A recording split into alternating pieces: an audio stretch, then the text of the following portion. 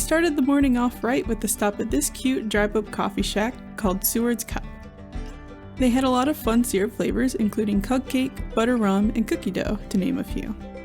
I went with the tiramisu flavor for my iced coffee. Then we drove just a few minutes down the road to the outskirts of Seward to get breakfast at this barn-themed crepe restaurant called Le Barn Appetit, Creperie and Inn, pun intended. You'll notice right away that there is very limited seating, and wait times during peak season can be multiple hours long. This creperie has a pretty interesting backstory. It was opened by Yvonne and Jeanette Dreisky and their family in 1987.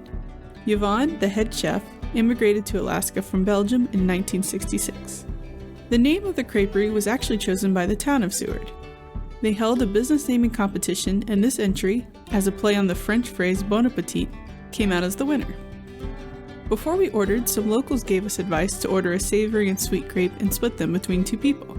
My boyfriend and I listened to their wise advice and did exactly that, and it's certainly the way to go. After filling our stomachs, we were back on the road again. This was one of our longest driving days as we were headed back north, back the way we came, towards the town of Talkeetna. It was about a 4.5-hour drive from Seward to Talkeetna, but we were once again entertained with amazing views the entire drive. We did make a stop in Whittier along the way, which is located about halfway between the two cities.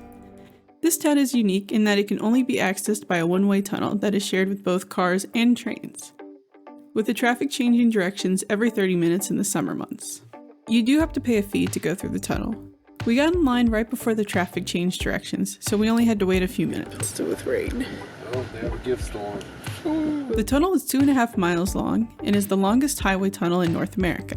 It takes about 5 to 10 minutes to drive all the way through the tunnel. Whittier is a small fishing port town that is popular for tourists in the winter months. Fun fact, majority of the year-round residents live in this one building. My boyfriend and I opted to skip going into town and do a hike instead, so we had my dad drop us off at the Portage Pass trailhead, which was conveniently located just past the tunnel exit. My dad and grandpa continued on to town. However, we later found out that because we were there so close to the end of summer and the tourist season, nothing was open, so be aware of this if you plan on visiting. Portage Pass is a 4-mile round-trip out and back trail. It was honestly one of the tougher trails I've hiked due to its steep incline. The rainy weather and wet conditions didn't help either. This trail does offer some beautiful views of the bay below, and you can easily see Portage Glacier from the top of the mountain. Ow.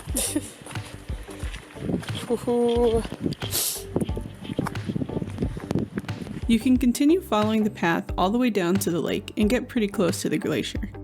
But we decided to stop about halfway and turn back due to time constraints and the weather. We also squeezed in a rock skipping opportunity.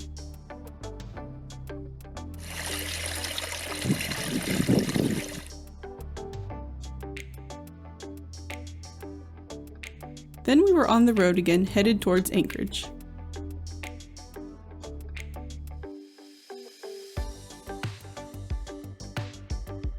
We stopped for dinner at the Arctic Roadrunner. This locally famous burger joint was opened in 1964 by Dick Sanchez.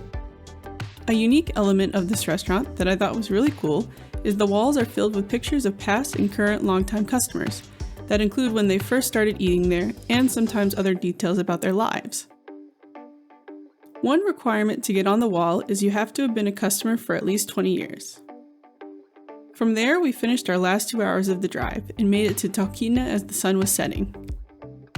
We finished the day in a similar fashion to the day before, with a beer at the Fairview Inn bar before settling into our Airbnb for the night. That's how we spent our 4th day in Alaska, and we enjoyed the interesting stops we had along the way on our long drive from Seward to Talkeetna.